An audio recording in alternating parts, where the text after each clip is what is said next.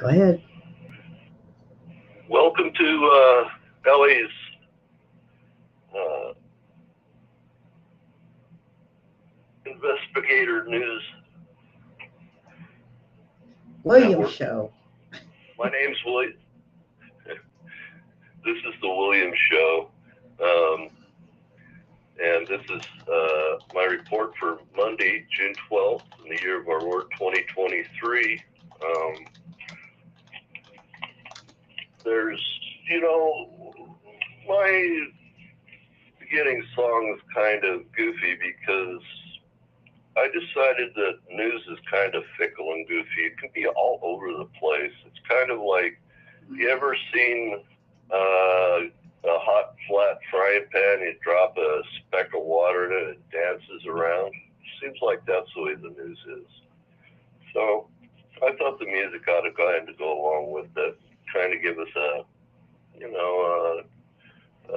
better feeling about the news before we delve into it.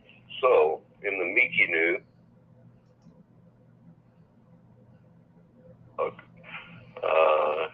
she detests the telephone and the notepad because I'm taking away her attention. Plus, I'm not doing what she says. So, here we go. First, I've got up. I think the most important thing I saw, well, not the absolute most important, but the tactically most important, is we had a terrible accident underneath I-95 in Philadelphia. The governor there in Pennsylvania ordered an emergency decree. There was a wreck underneath the I-95. There's an off-ramp or a through road that went under the freeway there. And Mr. Nathaniel Moody, who's a long-time, good, reliable fuel truck driver, carrying 85,000 gallons of fuel, ignited underneath that bridge. So the southbound bridge, I believe it's the southbound, took so much heat that, in steel reinforced concrete bridges, concrete stays strong until it gets too hot. Concrete, the limestone and concrete, the lime part, quicklime, is made from limestone and heat. So once the concrete glue, if you will, gets so hot, it starts to soften, or the steel starts to stretch, and the span will collapse. And that's exactly what happened. Eisenhower, back in the late 50s, decided he was going to start the interstate freeway system and lobbied Congress for the money to do it. His reason for that was, the German army could move so fast down the Autobahn that he decided that we should have a grid here in the United States so that if, for national defense reasons, our military trucks needed to quickly move from one place to another, they'd have a route. A lot of people think it was primarily created for commerce, but that's not the case. Congress kind of saw it that way, that, money could be made, so they went along with it. But the real reason was national defense. And so not having this I-95 span is, a kick in the gut, because more people live on the eastern seaboard than anywhere else in the United States, and that's one busy throughway. So let's hope they can figure out a way to strengthen the standing span. I understand they're doing some inspections on it now. They haven't got through with that yet, and we'll know here shortly whether they're going to have to drop the second span as well. I kind of suspect that's going to have to happen because of the heat and the fact it's sagged, and I noticed some of the tire tracks on top of that span were darker, so a lot of heat made its way up through that span. So that's it with I-95. Hopefully they'll be able to put up those spans quickly. If not, fill in the hole and pave over the dirt. I got a feeling that's what's going to happen until they can do proper work a piece at a time. So, in World War II, they had these things called tiger's teeth or tank's teeth or something like that. And they were made so tanks couldn't pass by them. They were made out of a bunch of pyramidal concrete forms to hang up on the undercarriage of trucks and jeeps. Well, all the Allies did was bulldoze some dirt in there and just drove right over the top of them. So maybe that's what they're going to do with I-95. I guess we'll get to wait and see. Okay, next on. So I don't know if any of you know Jerome Corsi. He's a longtime commentator of, about everything in politics, written many, many books.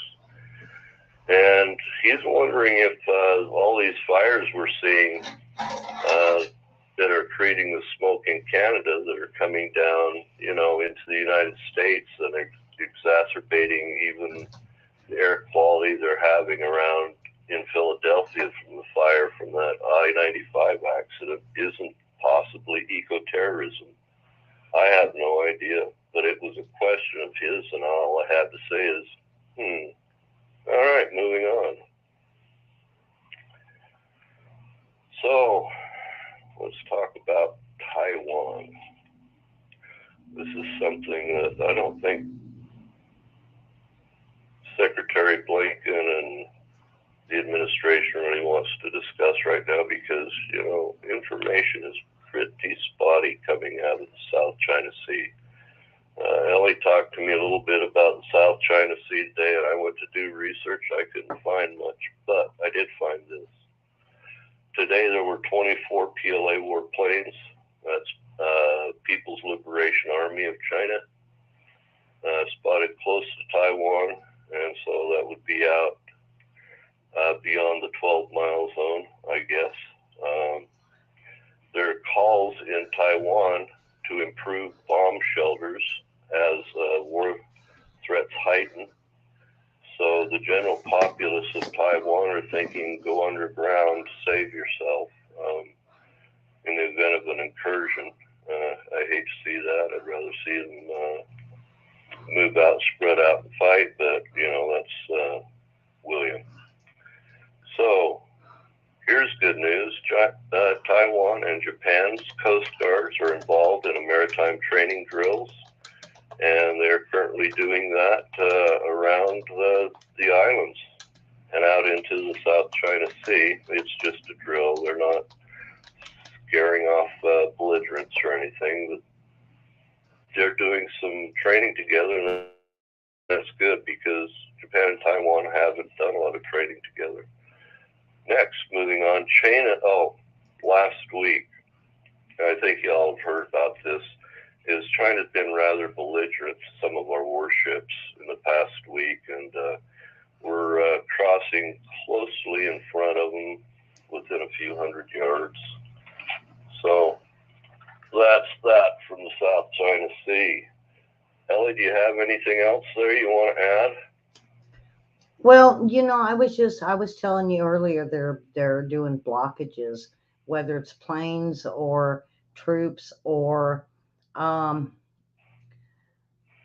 Yeah, they said Navy, something about they're blocking not only the straits. Now I know for the straits for sure, but the reporters out of Taiwan and even uh, I don't know, William, if you looked into Taiwan news.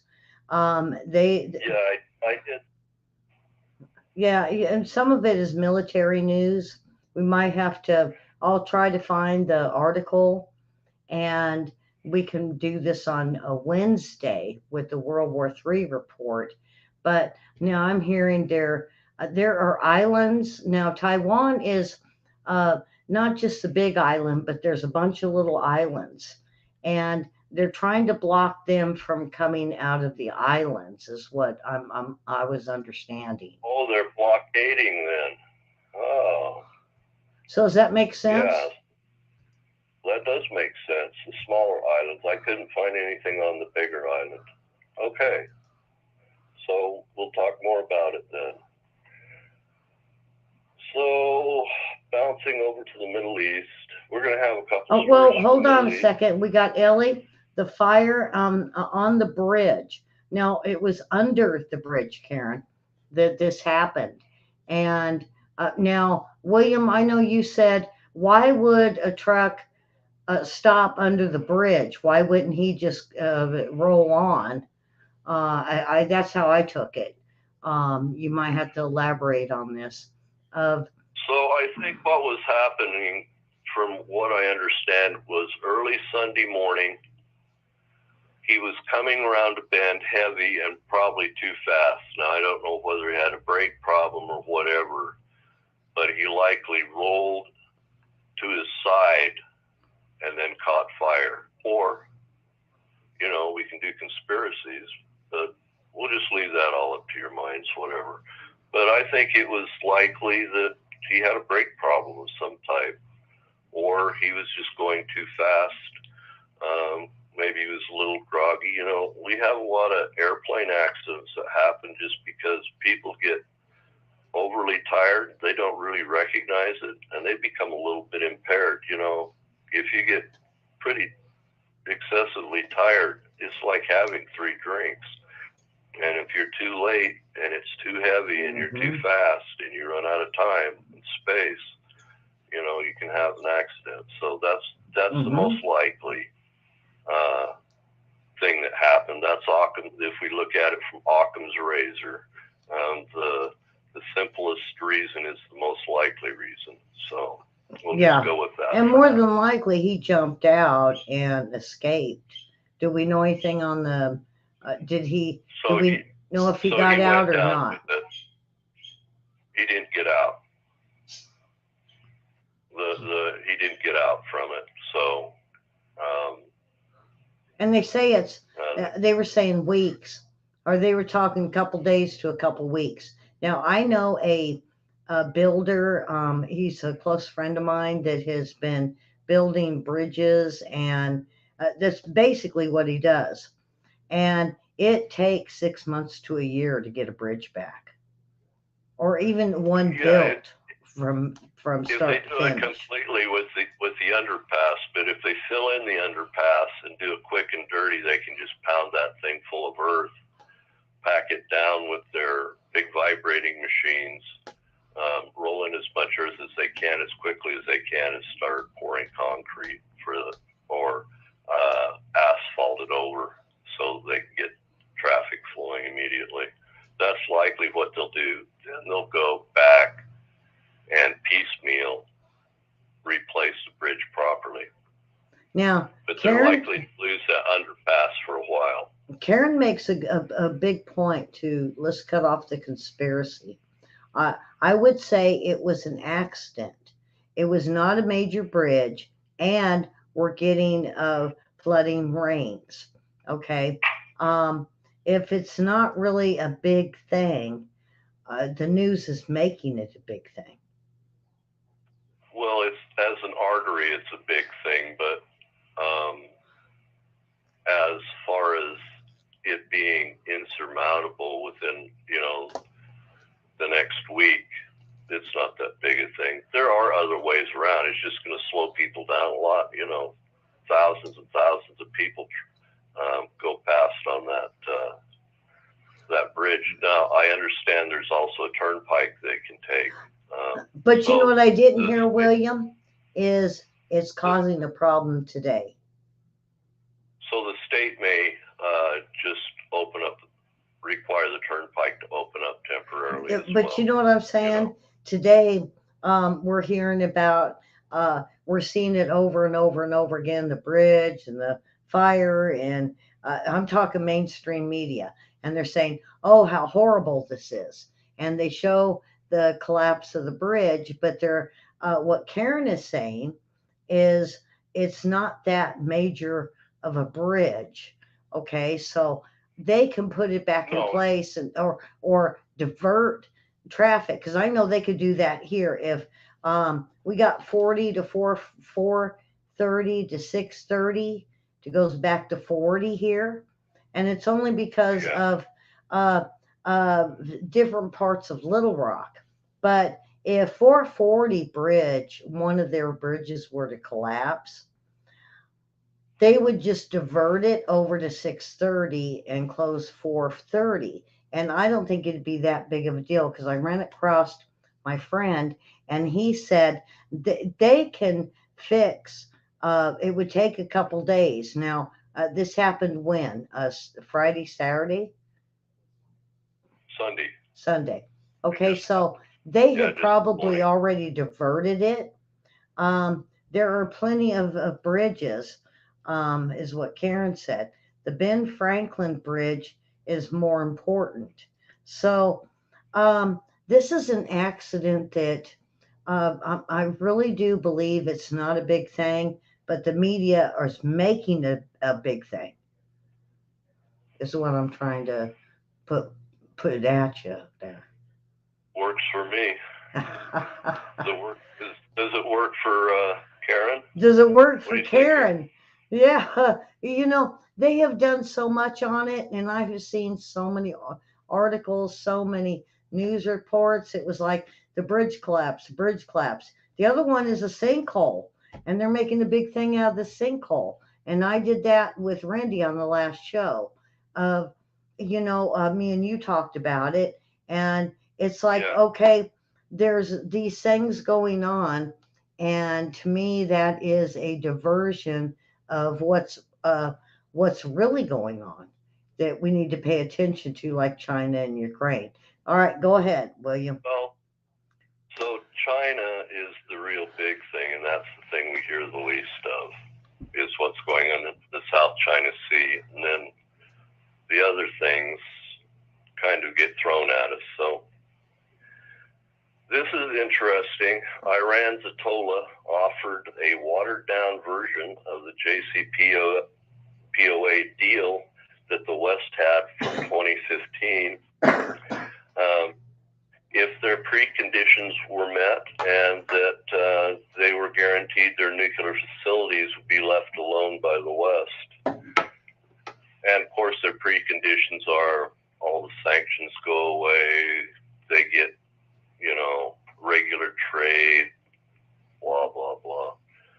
So we'll see what happens. Next, I think Iran's starting to worry about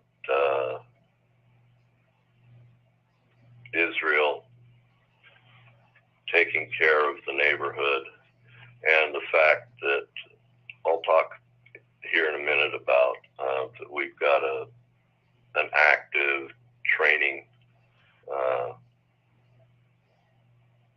going on with our allies in CENTCOM in the Middle East right now. And so that going on, plus the heightened business from Israel, maybe they're thinking they should hedge their bets right now. Okay, it's just language of power. This is how states talk to each other when they don't have good communications. All right. Oh, wait. Now, weren't you saying something about Hamas or Hezbollah working with cartels? Yeah, I'll get there.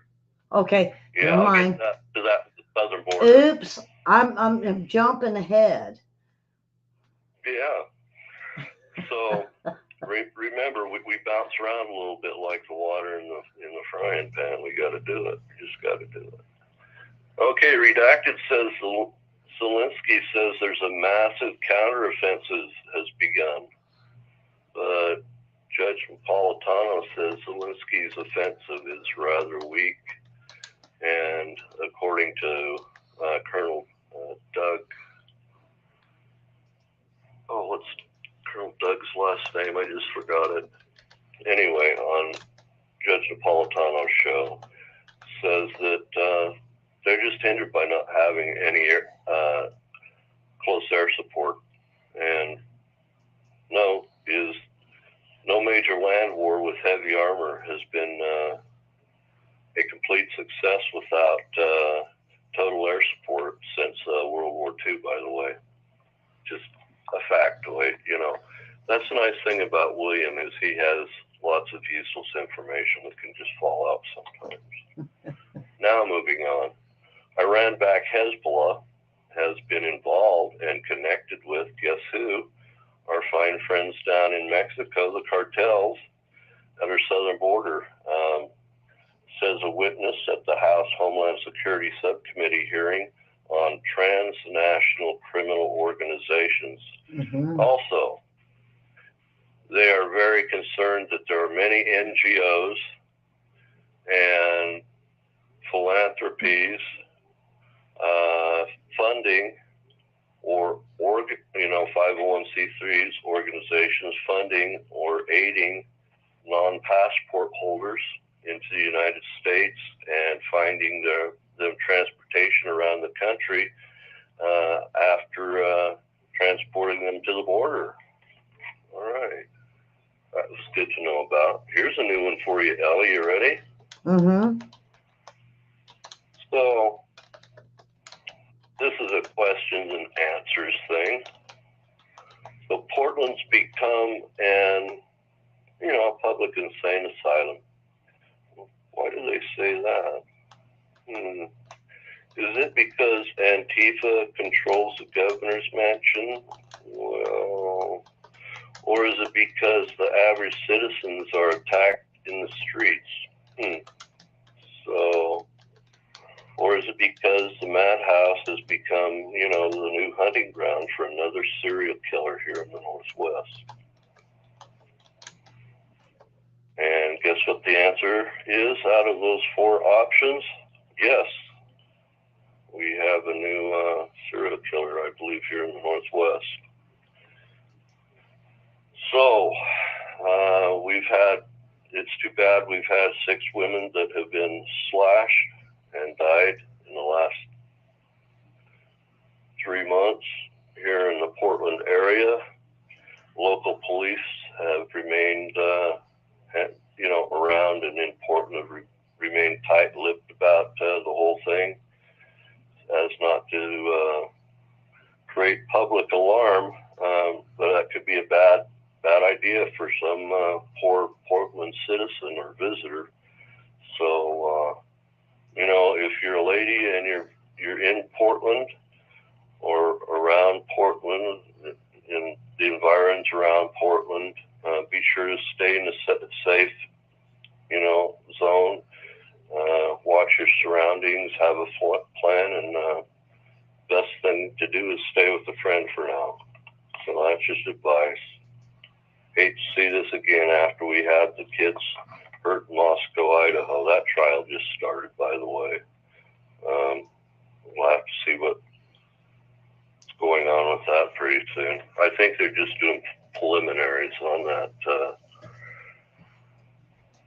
The Idaho 4 or the Moscow Idaho 4, the kids that were at the sorority that were taken in their sleep. Okay, here we go. The Forward Observer wants to know, what does Saudi Arabia and China alliance mean to the United States? Saudi Arabia is cutting oil production as part of the new BRICS movement and are part of the new Iran, China, Russia sphere of influence now. We all need to trying to pay close attention to this and see how this coalition is going to coalesce, and watch our gas prices, because when gas goes up anywhere in the world, it goes up everywhere in the world. The reason for that is gasoline's like money, is fungible. They move it all over the globe. I had to get a drink of water there. So here's something I find very interesting, and I'm glad to see, and I hope we see some of this in Uvalde. According to Law and Crime, the Parkland shooting school officer is on trial for failing to come to the timely aid of the students he was hired and paid to protect. This is the trial of Florida versus Scott Peterson, and it's now on day 4 of his trial. Looks like Governor DeSantis' Attorney General is scoping out Mr. Peterson with a rather jaundiced eye, I would say. Wow, we're moving quite along pretty fast, Ellie. I'm already on page 5A, item 8. Senate Republican leader and our fine senator from Kentucky, is it Mitchell McConnell or just Mitch? I always wonder about stuff like that. Urges the Senate to reject radical Biden nominations to the Southern District of New York. So, Mr. McConnell, do you think? Okay, we can move on now. I feel better, Ellie. Here we go. No, well, you know what? Canadian. What gets me is I had someone ask me about Putin putting a charge against Senator Graham. Asked if it still stood or if it was true. Yes, it is. And he's been all over the news circuit this week. So, William, I'm kind of wondering if he isn't doing that to try to make himself innocent in Russian eyes. Well, Lindsay was making himself rather visible, number one. Number two, Lindsay is out popping off his mouth overseas without, I'm sure, the administration support. And Putin recognized that and decided to, offer Mr. Lindsay a fatwa if he ever gets within the BRICS Red Empire. I'm guessing that's what it is. Unless Lindsay goes to Russia or China or Iran or, one of its allies, he's pretty safe here at home. Yeah. That is, of course. Well, he was over he was over wheeling and dealing in Ukraine in 2013. Right. So I'm wondering if we're going to start seeing that he had bought into some of Burisma, or even what Biden was picking up with banking and labs and gas and oil over in Ukraine for all those years, and that's why he was really backing up us being in Ukraine. Yeah, well, Lindsay never saw a war he didn't like, and I'll discuss a little bit more about Lindsay here in a few minutes. And we can discuss that as well. Now, to our north, if you're in the United States, to your south, if you're, the North Pole, we have a fine Canadian Prime Minister. What's his name? Oh, Herr Justin Trudeau of the School of the Schwab of Klaus. Did I say that right? Anyway, so he's lecturing our European countries about oh, I hate to say this. This came out, it's in the news. I think this was redacted or somebody. So he's been lecturing European countries about special gay rights. And it was kind of a quote that in this article that that's why he said he'll keep standing up for the, this is interesting, Ellie, you'll like this part, the LQBT2QLGBTT2Q2TQLLGB rights, okay, according to redacted. Got that part down. That was tough. I had to use my finger. This time he took it upon himself to lecture Poland on the topic, and however, according to his definitions as opposed to others, and because Poland, he decided, is an extremist country since they stopped all the pandemic business. Next page, I think. Don't know what to say on that one. Okay. I'm with it. Again, according to redacted. This is a nice one. Russia dam failure. That's the bottom part. Let's go back up to the top. So, according to administration's General Mark Milley, has doubled down on his comment that the Russian advance, if Russia advances into Ukraine, Ukraine would fall very quickly, perhaps within 72 hours. Unless the West sends more weapons. Kind of sounds like Lindsay. Okay. Lots of propaganda coming out of the Western press about now, I would say. Uh-oh. Looks like John Kerry's not making friends here.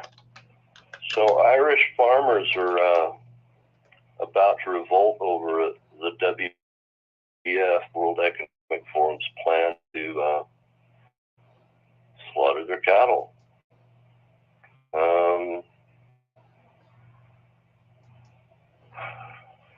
I'd say to Mr. Good-Looking John Kerry, would be about a fine time for you to, go visit the family home country. You might be really welcomed in right about now. Uh-oh. Mickey's giving me the eye. I wonder what it means, Ellie. Mickey just gave me the eye. I'm being too sarcastic. All right, I'll stop. I'll just stop. So here's some fun hearings tomorrow. The FBI weaponization against Trump and border hearings in the Judicial Committee chambers. So, kids, don't fall out of your chairs, but it might be fun to watch that one tomorrow. That'll be a good one. They had one on UFOs over the weekend. Oh, Ellie. Huh? I can't do UFOs. That's just propaganda. They only roll that stuff out. No, wait a minute. I'm a Skinwalker Ranch type of lady. And they take it back as soon as they're done. They never give up anything. Like I said, I'm a Skinwalker Ranch kind of person, and I watch it, and I think there's just a government. To me, there's a government city underneath it, and it's just a tunnel leading from one place to another, and the government don't want to admit to it. We have all kinds. We do research on every weapon system we get our hands on. There is no weapon system, there is no technology that the U.S. government does not get its hands on that it doesn't research or hand it off to a reputable laboratory at a university to research and help somebody, give them the hint. If you wrote this paper, you could get some funding for a research grant. That's kind of the way that works. Did you hear So, about the UFO in, I think it was Arizona, and um, they the called the big 911, green, and they had the eight big foot green one. creatures, and Oh the yeah. police went out there. They had their cam on. They shut it off. I was like, oh my God, what propaganda! And Miki then was they, yawning on that one. yeah, they She was dropped just it all. It said getting there was yawning. nothing to see here. Yeah. Well, Propaganda. accordingly, a police officer also saw it, so they decided to investigate it. Although the neighbors were giggling. Yeah. To Okay. me, I don't know if you've seen the neighborhood, and I went and Googled the neighborhood, and it was like, where'd he go? Or where'd they go? There was two of them. So you got 8 foot looking creatures running around trying to hide themselves. And, once I started thinking about it, I was like, oh, good grief. I just fell for a bunch of propaganda. No, I ain't going to believe that one. Well, it could be. I mean, there's possibilities, but back to Occam's razor.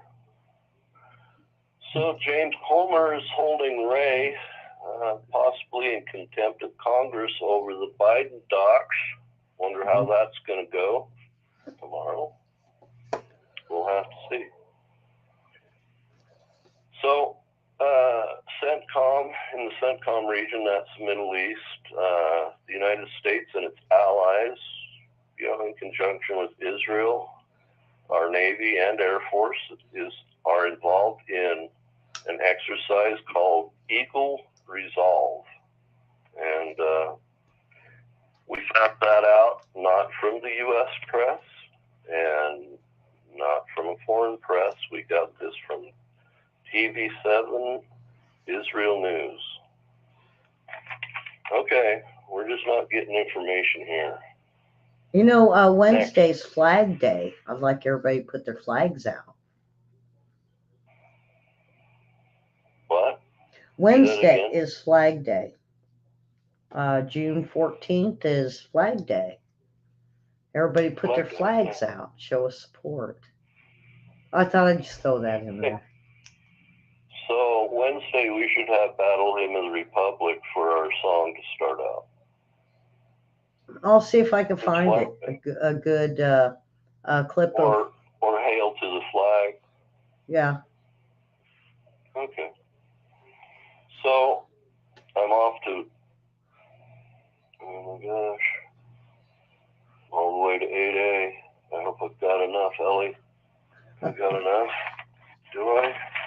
I could have enough. I might have enough. So Israel and Iran, I know Hezbollah, Hamas, and Palestine has been shooting missiles, but we got the Iranian mercenaries. Now, so here's what I don't understand. So we're running an exercise with Israel's military and our other friends in the region, right? And at the same time, the administration isn't really talking nice to Israel and is more interested in the Palestinians and Hezbollah. I'm confused. Is that a two-state situation or a one-state situation? I'm getting lost here. They keep bouncing me back and forth. 1 year it's a two-state solution, then it's a one-state solution, and then it's a two. Which is it? I'm going to have to do some research. Nobody's getting along. So we've got the State Department's pro-Palestine, and we've got the military that's training with our ally. Yeah. And Iran's puckering right now a little bit, I would guess. If I was Iran, I'd pucker too. If a couple aircraft carriers showed up with a bunch of F-18s. Or just one. It could just be one. I don't know. I just saw a picture, So we have this congressman, Mr. Gates, Matt Gates says they are targeting President Trump because he's winning, quote. And I have to agree. However, over the weekend I heard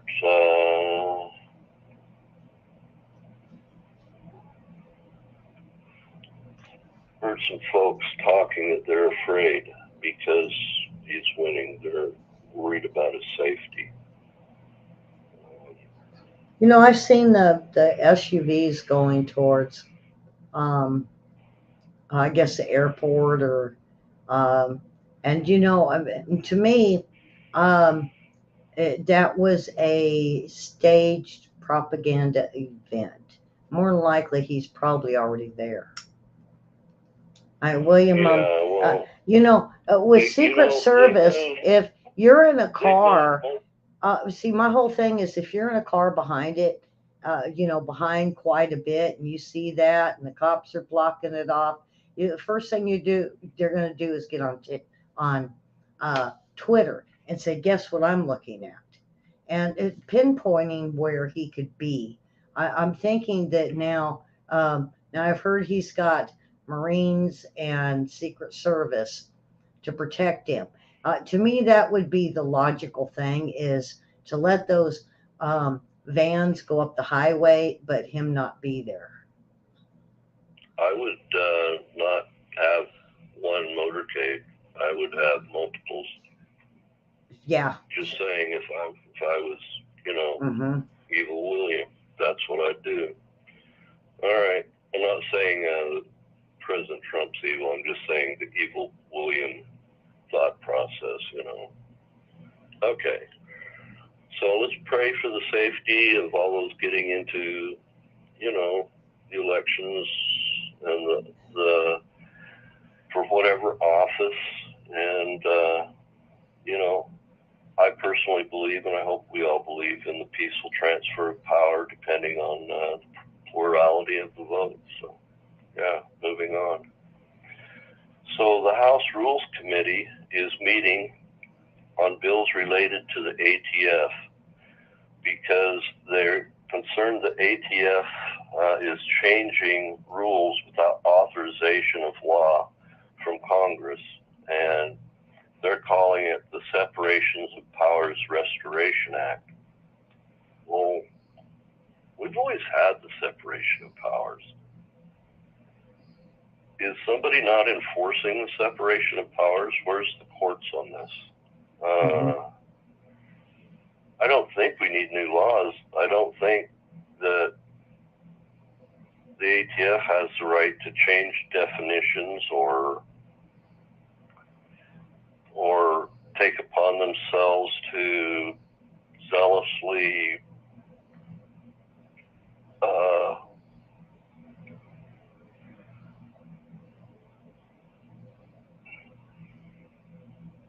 enforce ambiguous type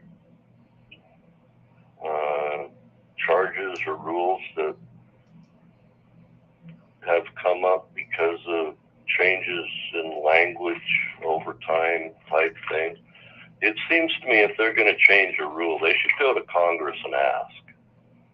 Seriously, I mean, go to Congress and ask. And if Congress won't tell you, go to the courts. And if the courts won't tell you, sit tight and wait. Because their enforcement is not their place. Okay, I'm going to go to my other set now.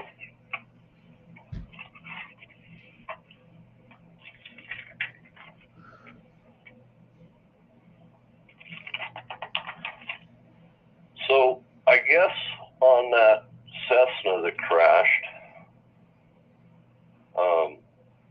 that ran out of fuel, that his brother was on there as well. And I didn't get that before. And that he was the only pilot.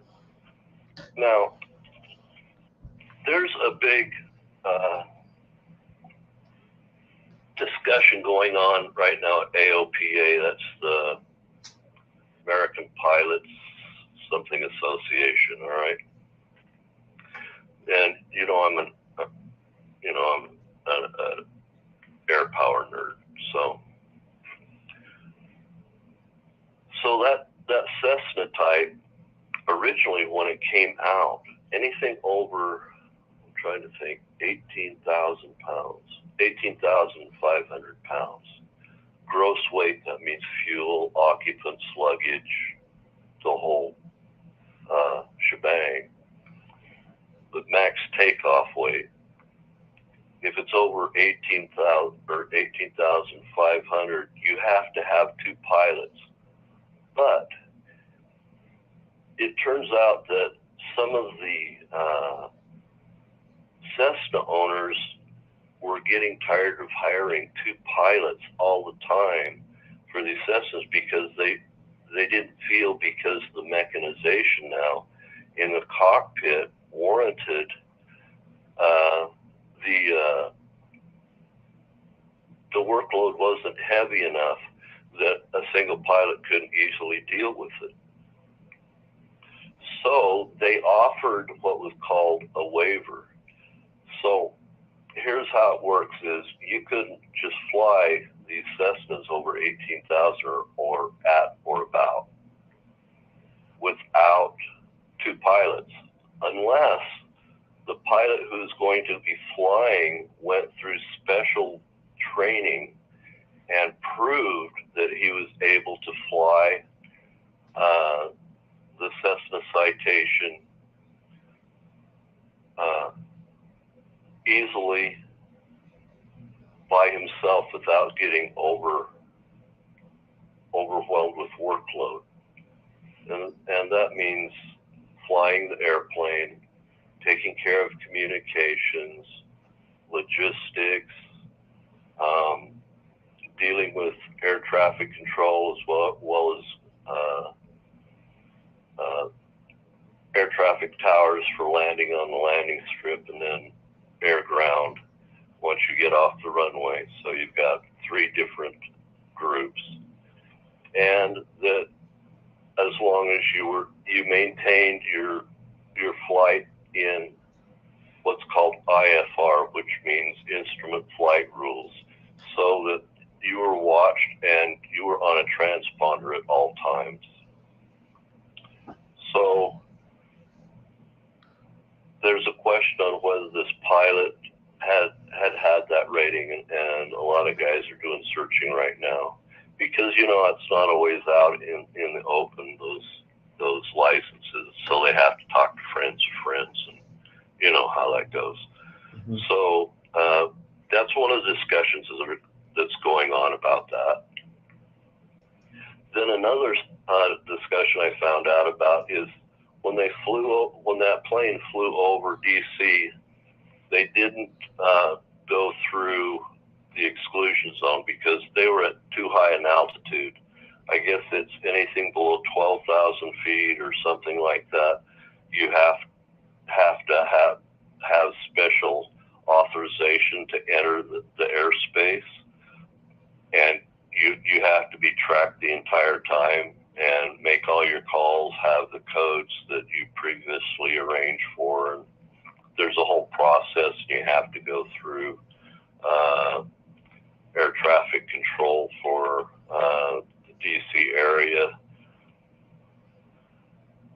So they didn't violate that, even though they'd already been incapacitated. But the jets that came from Jersey were trying to catch up quickly, mm-hmm. and so they did break the sound barrier at high altitude, which what I thought had happened. Or if they'd been down around 10,000 and pushing it like that, or 8,000, there have been busted windows and stuff. I saw an F-111 video one time that flew by a tower after popping the barrier, and it didn't just break the windows, it lifted the roof, it tore the moldings off the side of the building. I mean, it's a devastating, and this guy was out towards the runway.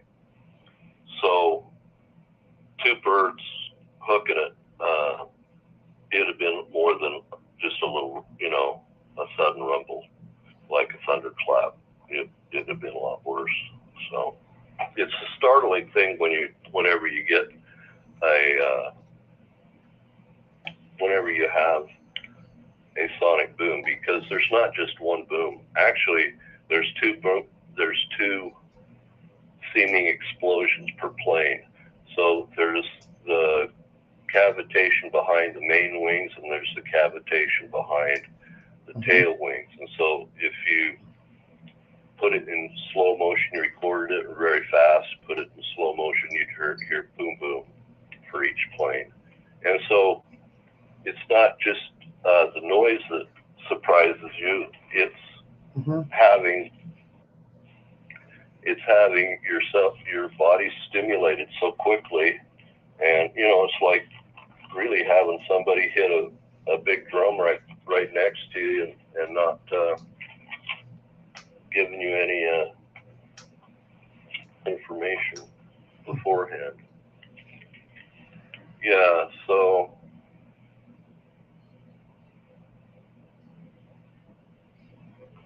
did you hear about the Supreme Court with that Asian kid?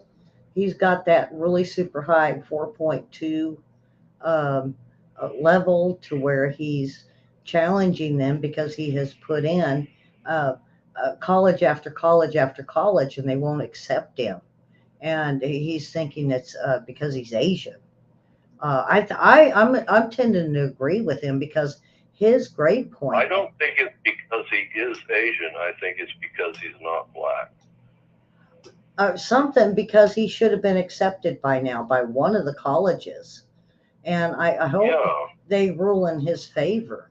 That's before the Supreme Court today.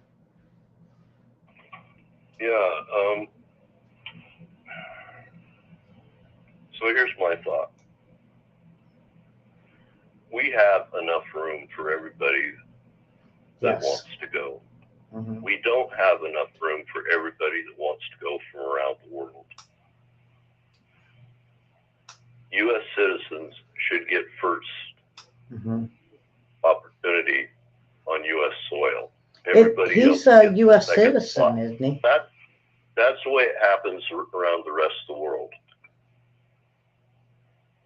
There's no reason for a kid that's getting 4.2s, aces, everything, has got good letters, recommendations, has served in the local Kiwanis, has had a group that have gone out and done service for others, not to be able to get a spot at a university, in the top 50 universities. And we have, we've got 250 universities in the United States. There's the top 50, and then there's the next is the 200. But we got the biggest universities in the world. And the reason the world comes here is because they don't give preference to people in the United States. They just take all comers. I think U.S. citizens should get first.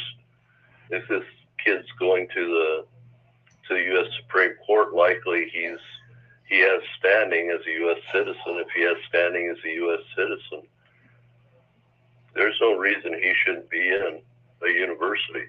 Yeah. I mean, I got into a university. I'm a high school dropout. Seriously. I got into a small community college, but it wasn't for long. I was like, my university is like number 52. It's just under the 50. Mine was probably like zillionth on the list, but I was just looking at it for archaeology. So.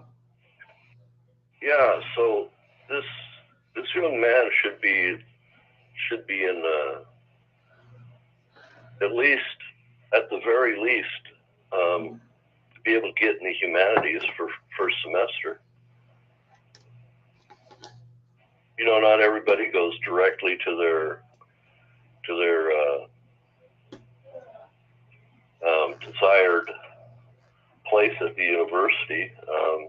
I happen to have, a lot of extra training in the military that got me into physics, but at least get yourself into a general program in the humanities. There's no reason he can't be at a university. And if he can't, there's a problem. Something's not right.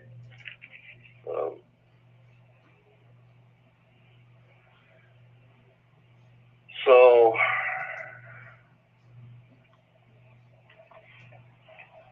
NATO and our friend Zelensky. We're going to move on to NATO and Zelensky. I'm going to find the paper, Ellie. I swear I'm going to find it. Well, I heard that I can do it.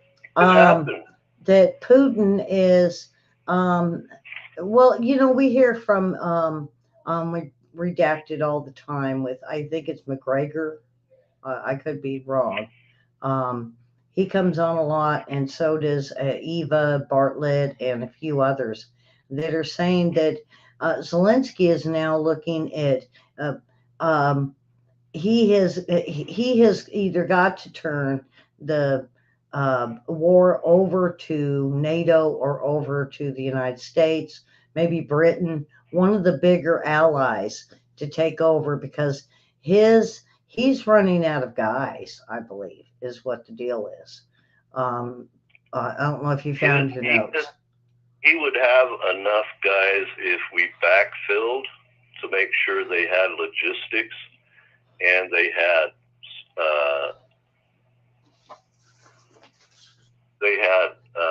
control of the air over the battle space. So if we had control of the air over the battle space, so that, they want to bring in F-16s, just F-16s, those are attack aircraft. They're F because they can fight their way in and fight their way out, but they're attack aircraft. And they're just like the F-18s, F-16s, and F-18s are the same idea, just, they gave the Air Force one less engine. There's some belly aching about that engine thing too, but maybe, moving on. Hold on a second, because we might have to do something on logistics on Wednesday. But get this, I'm getting reports from I wish I could remember that. I can't remember the name of the country, and I should have wrote it down. I might remember it as Belarus. I'm sorry. That what Ukraine is seeing, that everybody's sending this stuff and it's their reserves, but when they're getting the reserves, there's repairs that need to be done. And you're talking people that don't know mechanical issues. And so they're having to repair stuff to get it battle ready.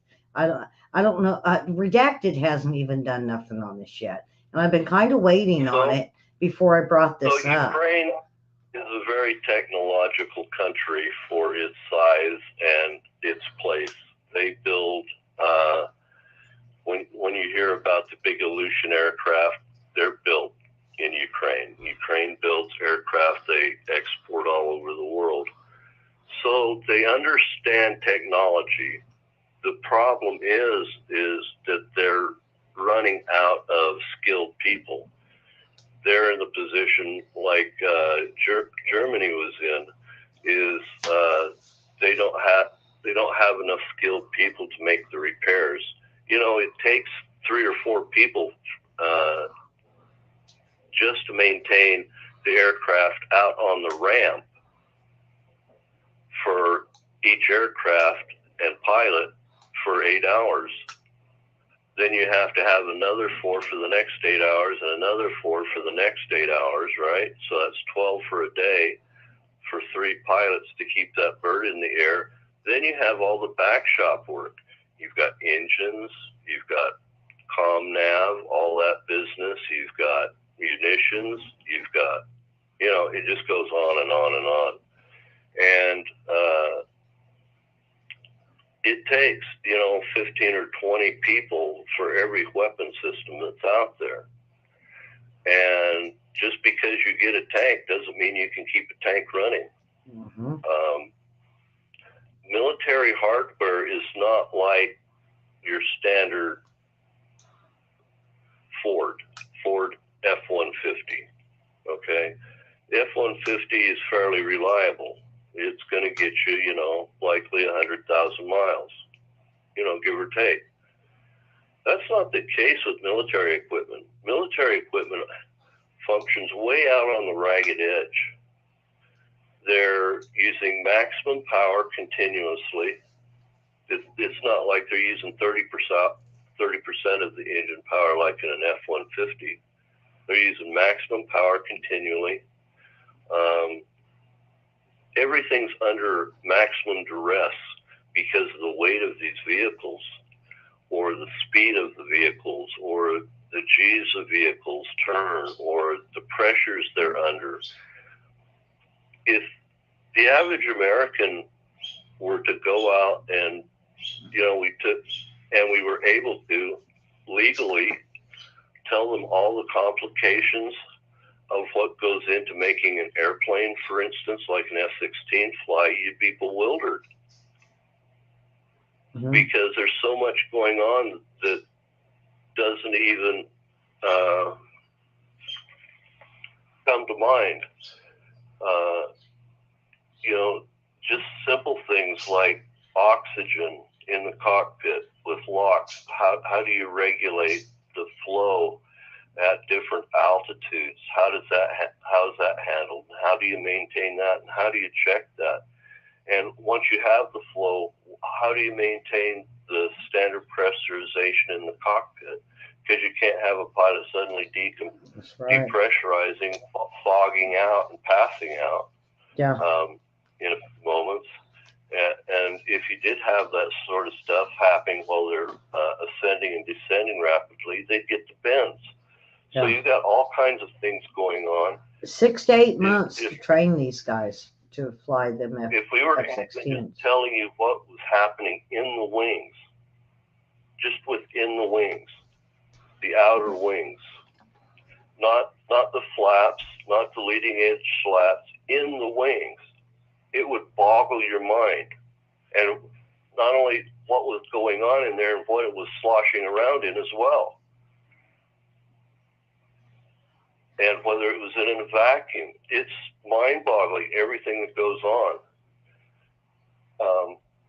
And then you add, a small turbine, that's the size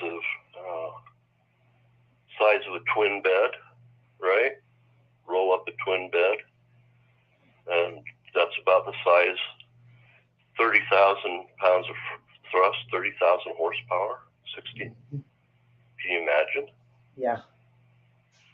Canned in that small of a space, and you're bleeding off pressures and pumping up cockpits with living beings in them, mm-hmm. who are trying to make super fast decisions in an instant, and doing targeting information, checking radars, watching their wingman's back, not forgetting to put down the landing gear when they come down.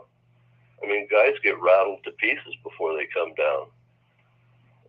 It's serious. Mm-hmm. And a tanker's no different. They put pilots up because those aircraft are $30,000 to $100,000 or $30 million to $100 million, and you only get to break them once. Whereas a tank you can break, multiple times, and they're only $30 million. You can fix them. You can't fix an airplane once you crash it. Yeah. So we put officers in them from college, but it's incredibly difficult stuff. When I went through my training in the Air Force, they gave me, so I was in 26 weeks in this one school, and I successfully down 32 semester hours in 26 weeks. Can you imagine that? Mm. Pilots do that year in and year out. Yep. These guys that work on these tankers, they have directives that run into volumes of 20 and 25, and in each volume on every page there's a time compliant technical order that they have to meet. And it says, if this, you do this, if that, you have to do that. And you have to do it. And to know where to go in and make sure that everything gets done in its proper order, you can't just learn that in a minute. Mm-hmm. And if you don't do that stuff, you can't maintain that weapon system in a fast functioning, useful level. When we were in Desert Storm, you didn't have tanks strewn all over the battlefield broken down. You had a few breakdown just out of wear and tear items, a track or something like that. But you didn't have them just falling out everywhere. That's because they're so well maintained. They were able to run clear across the desert. That's a long ways for a tank. Tanks are designed to just get in there, you haul them in, you drop them down, you run through the front and do your thing. You don't run tanks for thousands of miles. That's crazy. But our tanks were able to do that because of the cycle rate of our logistics, of our maintenance people, of our back shops, of we have what's called depot maintenance, where they'll take some item and completely disassemble it down to their finest parts, replace that one little part that's causing the problem and put the whole thing back together to save the government, so they're not buying, that $35,000 hammer. Mm-hmm. So they replace a set screw rather than, a entire transducer for flight ops. Well, where's that going to happen in Ukraine?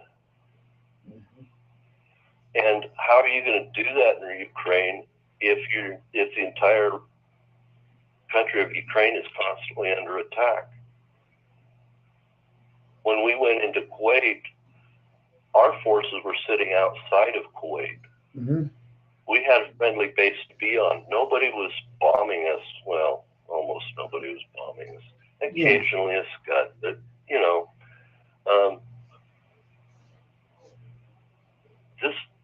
this is totally different. We can't just stomp into Ukraine. So then what do you got to do?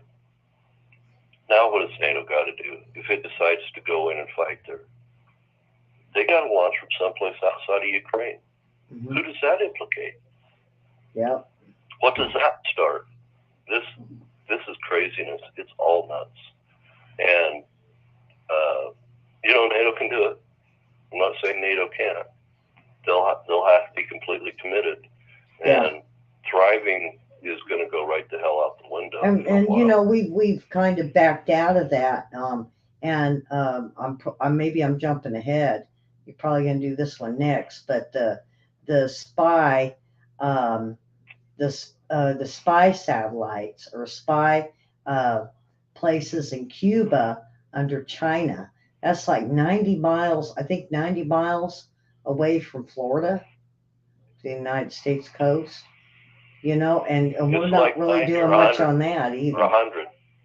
Is it 100? Yeah, and they just decided to reveal to us. Okay, not the Chinese. Chinese probably would have told us if we asked. Our own government. if you're on a military base over there in Florida, southern Florida, that would be good to know. Because something that close, you can be targeted if somebody puts you know what a lily pad is, right? Yeah. So you got the world's a pond. And the United States puts lily pads down everywhere. Mm-hmm. Diego Garcia out in the middle of the Indian Ocean, or Guam out in the Pacific, or, Tinian. These are all lily pads. Well, China's putting a lily pad in our backyard. Yeah. Where's our lily pad in And how long in South China? Knowing China, though, William, this is something we could even go in depth on Wednesday, is how I just get the feeling, from the Clinton days, that this probably happened years ago, and they're just now exposing it. It didn't happen because I listened to Mike Pompeo and the last DNI under Trump. Okay. It was not there. This is new. Well, I'm This thinking may be since since the balloon got shot down. I think, I was thinking once they knew Biden would be into place, then it would be okay to move forward.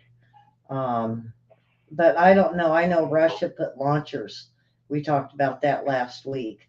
Put the launchers in, and Russia is there. And then now all of a sudden we have China there. I wonder what's going to happen if those guys ever get divorced. That's a small island. You know what they're going to do? They're going to negotiate in the marriage of who gets Ukraine and Taiwan. Well, I was thinking Cuba, but yeah, okay. Cuba's just a little thing there. Yeah, I think they'll be splitting up who's gonna get Taiwan and who's gonna get Ukraine in that marriage deal. It'll be like Gilligan's Island between the professor and the skipper, yeah. Who gets off first? Who's on second? Who's on third? Anyway, that's our little discussion for the Williams Show. I hope we brought you some news you haven't thought about. Please go ahead and like us and subscribe and share with your friends.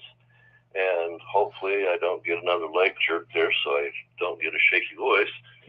But, yeah, we like to kind of dig around in the dirt a little bit and mess with a little bit of global power dynamics and have a look at what's going on in the world. And we got into a little bit of politics, but we just kind of pretty topically, we didn't pick sides or jump in deep anyway. So, have a good day, and we'll see you tomorrow on Ellie's show of lifestyle, and yeah, and the have news. a good evening. All right. God bless and subscribe, and we'll see you tomorrow.